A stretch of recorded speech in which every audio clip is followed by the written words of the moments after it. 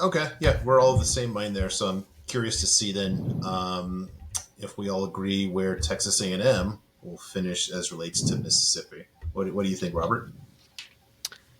I believe they'll finish below Mississippi. There you go. Okay, you going to give us any more? Is that your whole preview on Texas Yeah. A&M? So I okay, can't sorry. blame you Yeah. if So that's it, but yeah, no. I mean, so I have them as a lobby team. So the problem is a lot of people are actually very high on Texas A&M this year, and I see Brendan wanting to say something here, so we'll get to him in a second. But no, like a lot of people are always high on A&M. They've been high on A&M for every year in the last couple of years. Like, oh, this is the year they finally got all the pieces. They finally got this. But that's the point, right? Is that, and again, we talk about good luck is a coaching skill. Maybe bad luck is a sign of a bad coach, and Jimbo Fisher has just not been able to put things together. They've not had. I mean, just looking back here in the last 5 years, not had a double-digit win season. There's always losses. Okay, they're competitive with Bama. That's great, but they're not. They're not just able to get over that hump. And they've given him a lot of money, and I don't think they're gonna make the like. I don't think they can get rid of Jimbo Fisher. But like, I just if people keep saying every year, this feels a lot like what we were saying about Texas, and what we're still saying about Texas this year. It's like this is their year, guys. This is their year. Like Nebraska, same thing. I always said, oh, Scott Frost has finally figured it out, guys. He's got this. Like every time, like I'm just reading through all these Texas A&M things, and they're like, oh, this year, guys. This is the year for them. And it's just like, I don't think so. Like, sure, maybe they're going to randomly upset LSU for the third year in a row. I don't. They could actually, to be honest. Um, but like, or no, actually, sorry, they actually lost to LSU in 21, but they didn't cover the spread. I remember they that. came close. Yeah, yeah. Yeah, they came close to upsetting them in 21. I'm still sorry about that spread loss back in 21. But anyways, no. I I no. I just I don't think that I just think at a certain point, I'm not going to believe in you if every single time you keep underperforming expectations. And like we saw a huge problem with quarterback play last year. Okay, maybe they're going to fix the offense. That's fine. But like you're now going to have to completely deconstruct the entire offensive scheme you've been using for years and build a brand new one in 6-ish months, and then be like, well, I hope this works, right? And how much say is Jimbo Fisher going to have in this? And again, I don't know what the conversation of the boosters have been. Do the boosters like lock Jimbo Fisher in a room for 4 months and be like, "All right, everybody talk about offense, and then we'll let him out when the offense is figured out"? Like, is that what happened? I don't know. But like, if he had any input in it at all, then like again, if there's parts from the old offense, right, because it's too complicated, I need to see results here before I believe in this Texas A&M team. I know other people are more like they got it this year, but I need to see something here before I'm believing in this team. So I have them as lobby. Okay, Brendan, I think you're going to offer more than I am when it comes to the Aggies. So go ahead, please. I'm with Robert here. I need to see it before I believe it. I think all the ingredients are there. Like the ingredients are in the pot in the kitchen, and they're mixing together. Now this thing could explode, and the kitchen could just burst into flames because you've got very strong personalities on this coaching staff. With Jimbo Fisher, you're bringing in Bobby Petrino as the new OC, which I think is a good hire. You also got DJ Durkin, who's a former head coach. Steve Adazio, who's a former head coach. You just got a ton of personalities in there, so the ingredients are there. It's I again, I need to see it to believe it. The talent's there as well. I think the offensive line should get better. I think they returned pretty much everyone there. Depth at the linebacking position is a little bit of concern for me. The schedule's tough. They're in the SEC West. I think 7 to 8 wins is pretty reasonable this season. But next year, I'm going to need to see a big jump. And if Fisher doesn't make a big jump next year, by big jump, I'm talking 9, 10 wins next season. I think I think we need to start talking about him getting fired. So You hit on a lot that I wanted to in more of a Midwest nice way than I will go. I'll go California asshole here. Ton of personalities on the coaching staff. All right, Jimbo's pretty much considered to be just a grade one a hole. I'll say it if you all won't. DJ Durkin. You know, for those who don't know, just Google Jordan McNair death and see what pops up there. Bobby Petrino. You know, I'm not going to say I'm great with it, but the motorcycle thing at Arkansas, if you talk to people that actually know him, that's like not even one of the top 50 horrible things that he's done in his life that people even know about. So that's a interesting person to have on your staff. And then Steve Adazio, Google him and the term black janitor, see what comes up there, and Google him with COVID symptoms at Colorado State. Man, this is not just like a cartoony bad guy staff. This is just like a scary, like, I don't want to be near these people's staff. Okay. Having that out of the way, do they fit at the school? I don't know. Well, the school fight song, half of it is about Texas Longhorns, which is weird. And the chorus of their song celebrates animal cruelty and dismemberment. I don't know. If you don't believe me, Google the Aggie War Hymn lyrics. It's nuts. I don't want to just make this crapping on College Station, but you know what? It's just not my brand of vodka, okay? Now to football for 1 second. Petrino, I think, just kind of makes every metric that I have irrelevant because they actually have, I think, a good offensive coordinator, to your point, so I can't even do some kind of math analysis here. Durkin actually took the defense a huge step back because he's not Mike Elko. We'll see what he does this season. When you're talking about the future for Jimbo, I'm going to frame this a different way in the terms of a question for both of you. With the AM, this kind of circles back to how much I love College Station.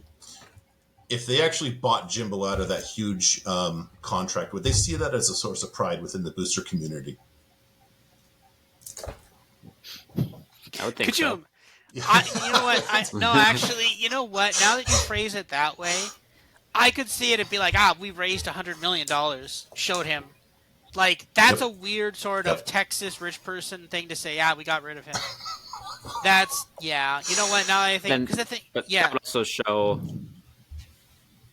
show that they're going out, that because they spent the money to buy out Jimbo Fisher's contract, that they're going to also spend the money to go and hire an elite level head coach too. So I guess that could be the angle they could take. Well, is that why Bobby Petrino's there? Yeah, there's, you know what? You're not the first to remark on that. I guess I'll just say that. It's interesting. I would also wonder how voluntary that was. There might be a nice 30 for 30 or Netflix special on basically how Bobby Petrino wound up in College Station literally a week after he took the job at UNLV as the offensive coordinator. Okay, much quicker here for the last few here. Just real quick, Missouri. I have them stuck in the lobby. I just, this is not really a compelling team. The strength of the team has been defense. Drinkwitz is a former offensive coordinator. He's a great quote. I don't know if you remember when they announced that at the SEC Media Day after Texas and Oklahoma were announced coming, he asked the commissioner, can we do horns down? Asked that of the commissioner at SEC Media Day. So I just don't know if he's the right guy for this job. This season will tell. They got rid of their QB coach. Now he's foisted upon Boise. We'll see what the new OC does as well. He's from Fresno State. But I think there's just kind of it's the same tune in a different season. What do you think, Brendan? I think Drinkwitz needs to get to 7 wins this year. I mean, I think they've won like 5 or 6 games in each year he's been there. He's picking up some momentum in the recruiting trail, so he's doing some good things, but I do need to see progress on the field. Have a winning season here. Pull an upset or two. Like Kansas State, I think, is a pivotal game for them week 3. I think if you can beat the reigning Big 12 champs, I think that's a good sign of progress for this team. It would be. I need to see it to believe it. Missouri's a show me state, so show me that. What do you think, Robert?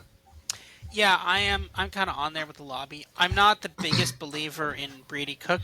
And they also have Arkansas, LSU, and Kansas State on their schedule. That's 3 losses already. Plus, you're playing Georgia, Tennessee, and Florida is in there too. So you're already at 6. That's 50-50 right there. That's 6 games you're definitely heavy dogs in. And then something randomly happens in another game. Suddenly you're not making a bowl, right? So I think this is a little concerning for them. So we'll see. Just going to remark, I think it's a little optimistic just to say that that's going to be a loss to Florida, just assuming that. But, hey, each of us has our own editorial. We're burying Florida here today. No, I mean, it's fair. We'll see. Let's see what Florida can do this year. Let's see what they can do. Yep. No, that's why we play the season. Okay. Yeah, Mississippi State, obviously a horrible situation with Mike Leach passing. yeah, This is going to be, I think, just a rough one with the transition of the new offense. I do like the OC. He actually had some really solid metrics at App State, but you just can't wave a wand and make it happen overnight. I think Arnett was sneakily so good with the defense from literally day one of the first season of that Leach was there that I'm confident the defense will always be great. I just think that this is just a tricky transition season. Robert? yeah. It's very rough there for Ole Miss. I do have them as stairs down. This is definitely a rebuilding year. The thing is, and again, as I mentioned this before, I think at the end of last year the defense just figured out Rodgers. So now you've got that. They've started to figure out how to beat this thing. So are you gonna, if you're gonna completely flip the defense around, then maybe it's easier for the defense to beat that new offense. If you keep the same offense, they've already figured it out, right? So I think it's gonna be kind of the worst of both worlds there. I think this team upset. Who did they upset in a bowl? I can't remember who they definitely upset someone in a bowl though. But I Illinois. can't remember who. Illinois. Illinois, yeah, they upset Illinois in a bowl, but that was like one of the most obvious upsets coming in the history of upsets. I think everybody was on that one, and they won it. But yeah, like long term, I have concerns about this team, and I think that for this year, this is a rebuilding year, and I think they're just like they basically they just kept the interim coach for now. I think they're going to give him a couple years to figure this out, but yeah, I'm worried that people have figured out Will Rogers because they started so strong last year, and then now all of a sudden, anytime they played a good defense, they got crushed. And I think even it started that magic kind of started fading towards the end of last year. So I think people started to figure out how to beat Will Rogers, and if they have, then this is going to be a very long season. Yeah, I appreciate you pointing out that everybody but I was on that upset. I actually had Illinois in the bowl game, but I've taken some shots at Florida, so that's fair. Brendan, what do you think? I am so torn on Mississippi State because I would have loved to see Leach coach this team this year because I think they return a ton of experience, and this would have been the year that breaks through that proverbial glass ceiling, maybe gets to double-digit wins. He got to 9 wins last year. So, yeah, transition year. I have them at 6-6, but I'm not confident in that pick at all. This is one of my mystery teams where this is one of these where I'm like, I shrug my shoulders and say, I honestly don't know what to expect because new coach, new offense, but they return a ton of experience. So, I mean, I would like to call them an SEC West sleeper, but who would you put them over in the SEC West? Yeah. I don't know. I don't know, man. Yeah, that's a really good point. It's kind of taking that to the next step. I like this OC a lot, and I think that at some point I'm going to see a turn in the metrics. I'm not expecting it this season, maybe towards the end, but at some point there's going to be a lot of value on this team where the market's going to be slow to realize that they've kind of figured it out on the new offense. South Carolina, just you know what, just okay. I just don't find them a compelling team. Bamer's improved them by my metrics on both sides of the ball by about 5 to 6 points, more on defense and offense. You know, the new offensive coordinator seems even less popular than Marcus Satterfield, who went off to Nebraska and who, like everybody apparently in the whole state of Carolina, wanted fired for some reason. I just, here's the thing. Just aside from special teams, I don't know what they do well. They're just another one of these teams that they just don't keep me up at night when I'm facing them. Say, I'm worried about this, that. Other than just, special teams are just kind of like they are. They just kind of happen. Maybe they can continue their luck. They had a game and a half of luck last season. K Ford projects 2 less wins, so that is a bearish sign. But I can't really bet against him because I think the special teams just kind of happens outside of all the metrics. They're usually not predictable, except when you got a special teams guy like Beamer as your coach. So, I'll watch him. I'm sure at some point, I didn't look at their schedule. I'm sure at some point they'll have somebody on severe upset alert, and I'll definitely watch that. But I'm not going to make the Gamecocks appointment viewing this season. What do you think, Brendan? This is my other mystery team, the SEC. I think they got just the roster. I don't think is as good as last year. I'm worried about the running back position. I think they lost 3 of their top 4. They're not very deep at the wide receiver position. So skill players, bottom tier in the SEC. They need to play good at the line of scrimmage. They lost an NFL draft pick on the offensive line, lost an NFL draft pick on the defensive line. So a little bit of concern there. There's just concerns here and there on this roster. I don't think the roster is as good as it has been in the past, and especially last year. I do trust Shane Beamer. I think he's a good coach. I think he can get this team to at most maybe 8 wins. But I have him at 7-5, and that I think is pretty optimistic for this team. Yeah. Robert? Yeah, I have South Carolina as lobby. Spencer Rattler might improve this year, make a push for the NFL, and they did look good in the last couple of weeks of the last year. But again, there is a ceiling here. This team, this team upset Clemson and upset Tennessee, but are they going to be able to do that again? I don't know. This team wouldn't have, if they didn't do those upsets, this team would have made a bowl last year, and we would have been talking about potentially firing their head coach, right? So there is they need to clear up some of those losses from this last year to even get back to where they were this year, right? So I think it's a very interesting place for this team to be. I think they're probably going to stay about where they are, probably make a bowl, and maybe get a score an upset or two. But we need to see how Spencer Rattler is before we can make any calls about some of those upsets. Yep. Yeah. Interesting. You're the first one to mention Spencer Rattler of the 3 of us. Okay. Vanderbilt. I'm just going to keep this a little quick. I think that this is just a horribly poised or situated team program in the NIL and immediate eligibility era.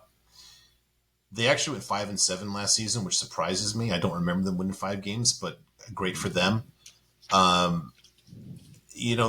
problem is, I think Clark Lee's a good coach and probably the best coach for this program. He's only improved them from a minus 12.3 to a -8 the last 2 seasons. And as a defensive guy, he's got to do better. And I just don't think you can. I just think there's a low ceiling on this program now. This kind of, I guess, I'm going to give you some metrics for AJ Swan, their quarterback. And this really kind of tells the tale of where I think Vanderbilt is. So in their non-conference games against Hawaii, Wake, and Northern Illinois, AJ Swan's apex was 177. That's better than Caleb Williams by 12 points. Versus SEC defenses, it was 52. That's what you're looking at if you're Vanderbilt. Where they're gonna their best case is they just beat the crap out of the non-conference games, and they are on the other side of that when it comes to conference games. I think bet 5 wins is about the top that this program can do. Maybe 6 now and then. Can they do better than 5 wins? Am I being realistic here? Too realistic? What do you think, Brendan? Not in the SEC, no. Oh, wow, Yeah. That's a good point.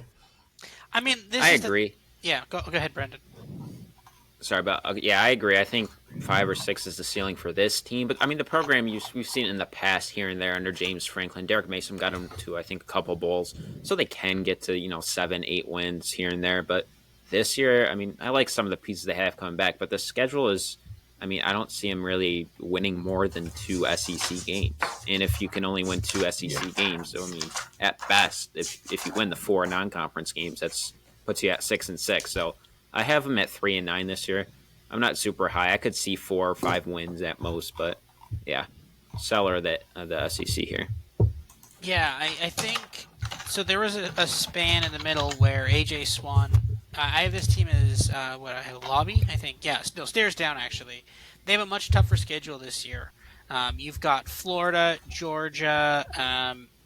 You still got Wake Forest. You've got Kentucky in there. You got Mississippi, Auburn, South Carolina, and Tennessee. So there is easily 6 losses there.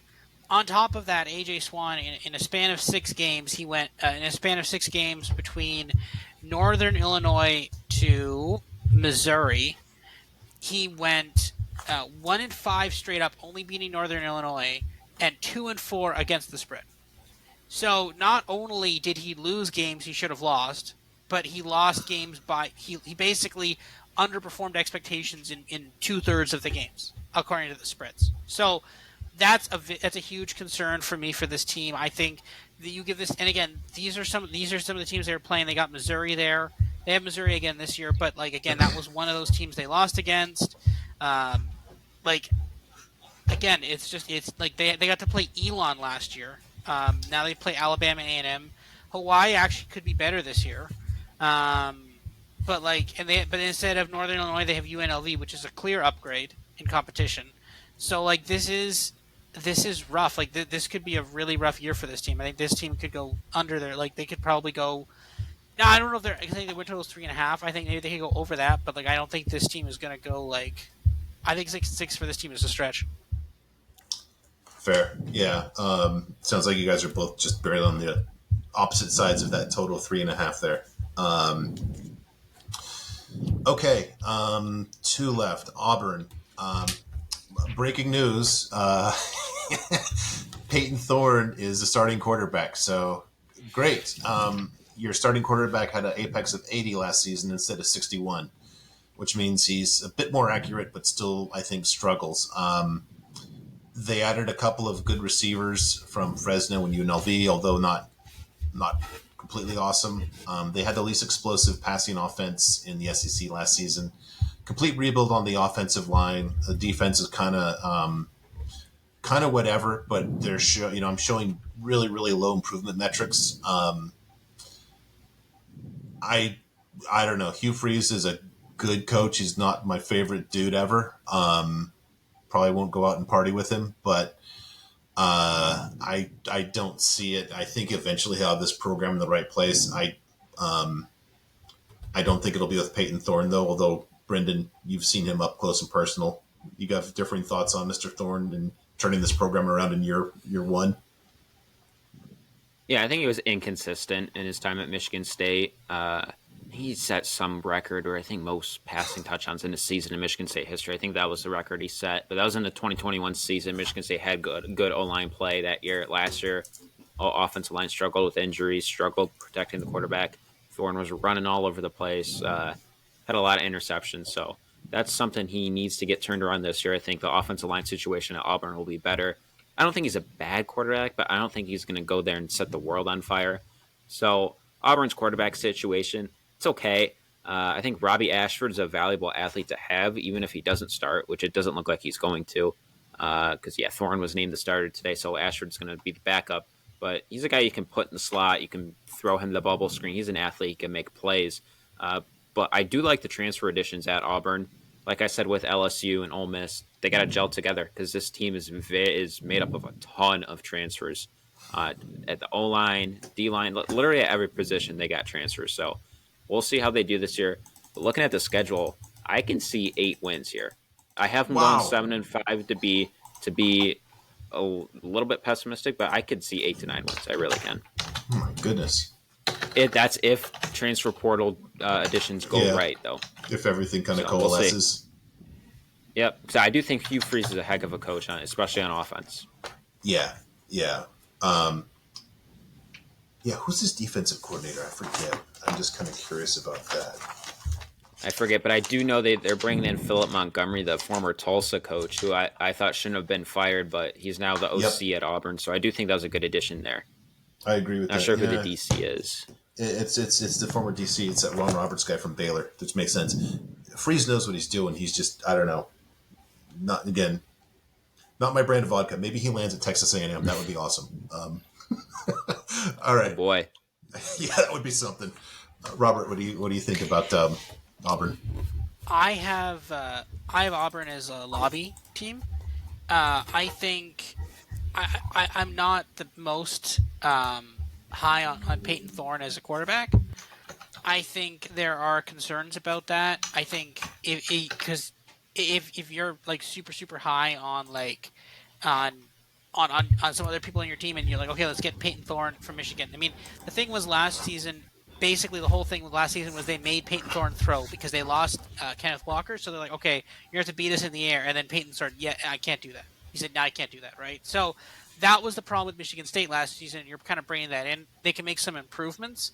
But at the same time, though, Hugh Freeze, okay, he did great at Liberty. Okay, well, Liberty was like in a G5 school Again, people are like, oh well, Hugh Freeze at Ole Miss, he beat Alabama a bunch of times.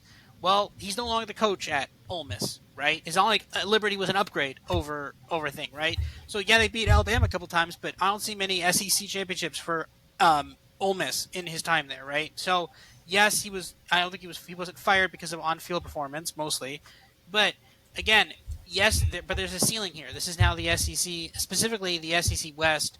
This gets a lot tougher. So I think maybe you can get an upset here or there, but like just hiring some guy just because he beat Bama when he was in the SEC West last time, I'm not sure if that's the best strategy for this. I think the strategy for the other teams in terms of hiring a coach that's been more rising through the ranks is kind of better than just hiring a coach whose claim to fame is that he's beaten. I mean, he did well at Liberty, but it just seems that like they just hired him because he beat Bama twice at Ole Miss. Yeah, that certainly helps. In fairness to to the point about Thorne and his season, actually in 21, he had an apex of 118. So, if he does get the pieces around him and everything falls in place, maybe your 8 wins is not a crazy prediction. Although it wasn't really a prediction, possibility. But how much of that? I mean, the thing is, Oh one yeah, thing your stats can't say though. I'll just kind of jump in here though.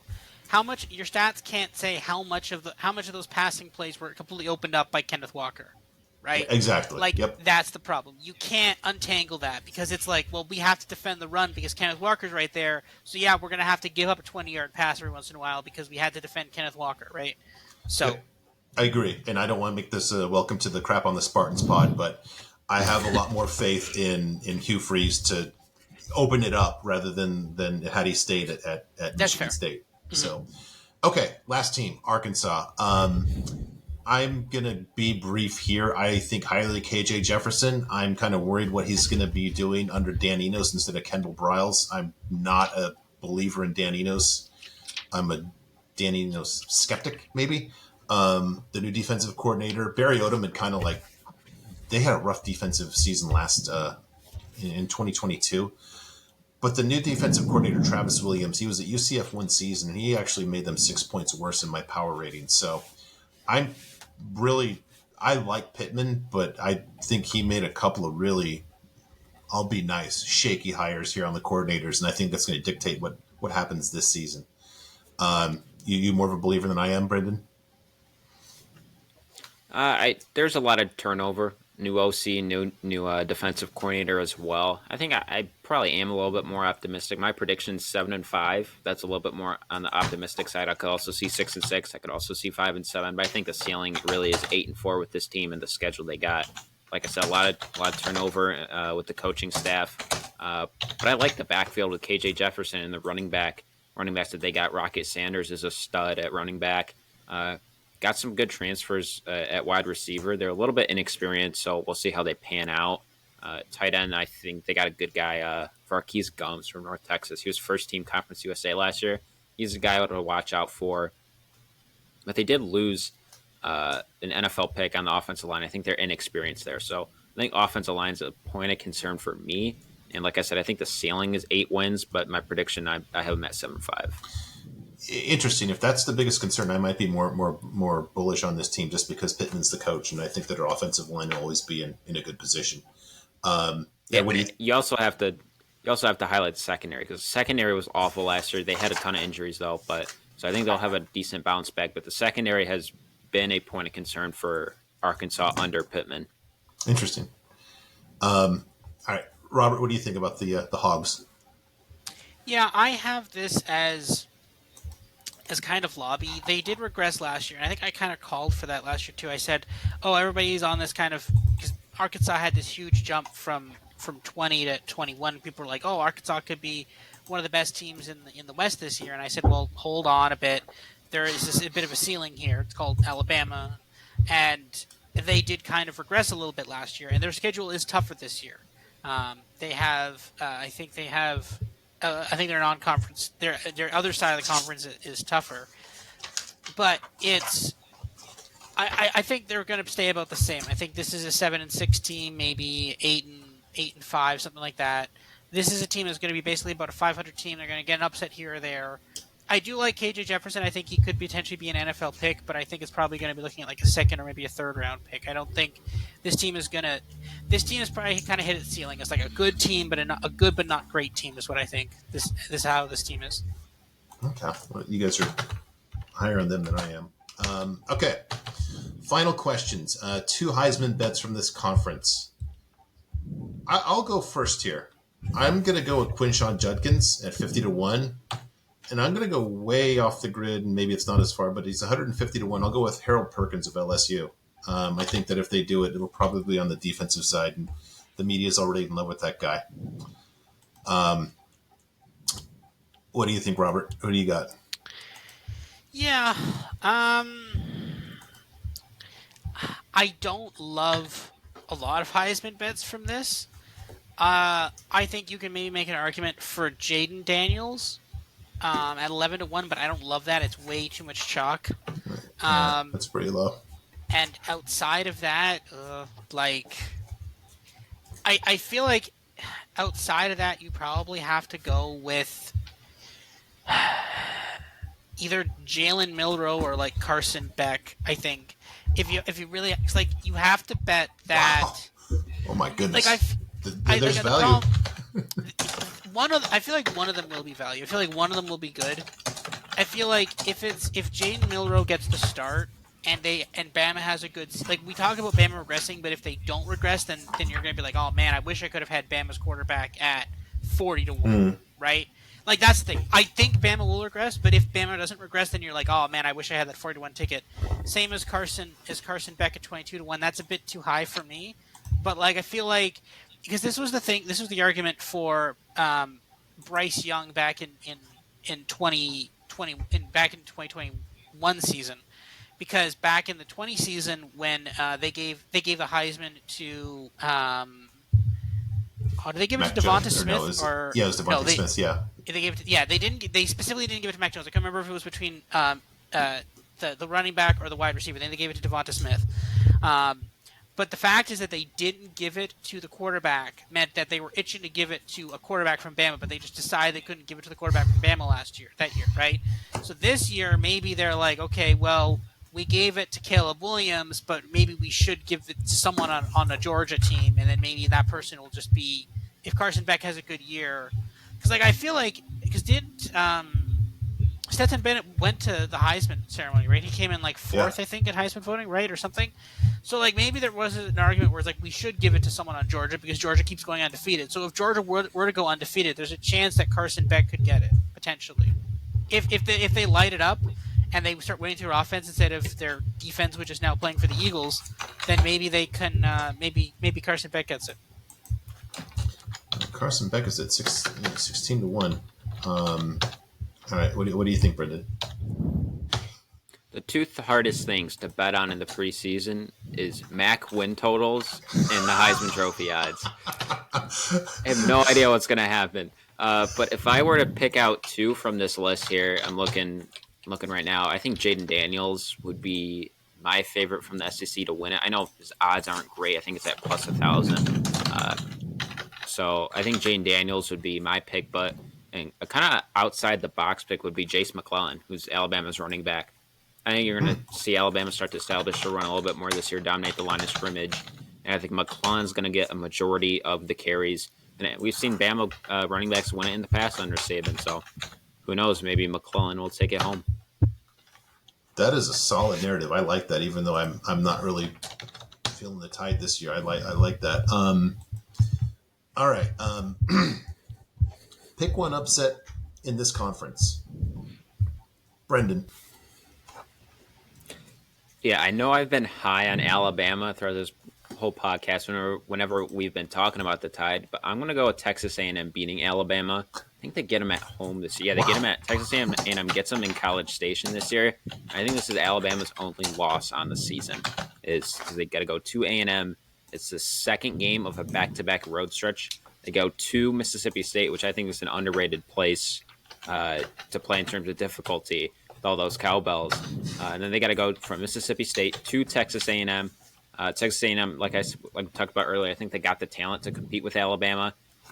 It's earlier in the season, so if Texas A&M were to implode, I guess all those coaching personalities, that would probably happen later in the year, just probability wise. So I'm gonna go A&M beating Alabama as my upset pick. I like that. You're weighing the whole new quarterback versus like the newness still of the A&M staff hasn't really caused them to start to shiv each other in the prison shower yet. I'm also going to go against Bama. I'm actually taking Ole Miss to win at Bama. I think there's a lot of upside, and like I said, that's going to be the first conference game for whoever is the quarterback at Alabama. And Golding probably is going to do whatever he can to shove the best defense he can in Saban's face as well. Who do you got, Robert? I was gonna say Tennessee versus Bama and or LSU versus Bama, but I feel like we're all tapped out with Bama upsets. Do it. Okay, I'll do both of those because those are both smaller dogs probably. So it's a combined LSU to upset Bama and Tennessee to upset Bama. It's a combined. I don't know if you can parlay that right now, but those are my upsets. Okay, I like it. We're all hating on Bama, but I just want to put it out there. I have Bama in the SEC championship, so Bama fans, please don't come in my DMs and hate on me. There you go. Yeah, who do you have? Who do you have in the conference title game? Who plays for the title? I'm going Bama, representing the SEC West. Like I said, I think the only loss they have in the regular season is against A&M. I don't think they go undefeated. I think they do trip up once, and I think it'll be against A&M if I had to pinpoint one. But I also have LSU going 7-1 in conference. But again, I think they lose to Bama, so Bama gets a tiebreak. So they're representing the West. I got Georgia representing the East. I think they go undefeated 8-0. And I have Georgia beating Alabama in the SEC championship game. Georgia wins. Okay. That's unprecedented levels of chalk. Georgia over. That's way too chalky for me. Give me LSU Georgia, I'm very, very close to saying LSU Tennessee. Very close. Wow. All right, I'm just going to go completely off the grid here. I'm saying Ole Miss plays Georgia. I think there's enough. There's a path, and I like to go on the path less traveled. So we'll see. Okay, Brendan, thank you so much. Awesome perspective. Very, very glad you had you joined us. When you do your totals, let us know. We'll definitely tweet that out. Anything else you want to plug before we split here? Yeah, man. Just thanks for having me on. It was a fun. I mean, it's been like 2 hours of conversation here, so I've had a blast talking SEC. Follow me on Twitter at BMoreCFB. That's BMOORECFB. I post tweets all day, every day, college football. We're getting into the season here, so content's going to start to pick up. I cover every single conference, every single FBS team, whether it be, the SEC to the Sun Belt to the MAC to the Big Ten, whatever, you name it. I'm paying attention. I'm plugged into that stuff. So we'll talk betting. I talk, really anything college football related. So, follow me on Twitter. Follow me on I'm on that new Threads app, whatever it's called. I think it's called Threads. On Instagram as well at BMoreCFB. So just search up at BMoreCFB and you'll find me. Cool. We might just kind of circle back to during the season, especially on G5 stuff. People that know G5 are the best. All right. Thank you so much. Sounds good. Robert, as always, we will see you soon. Thank you, everybody. See you guys.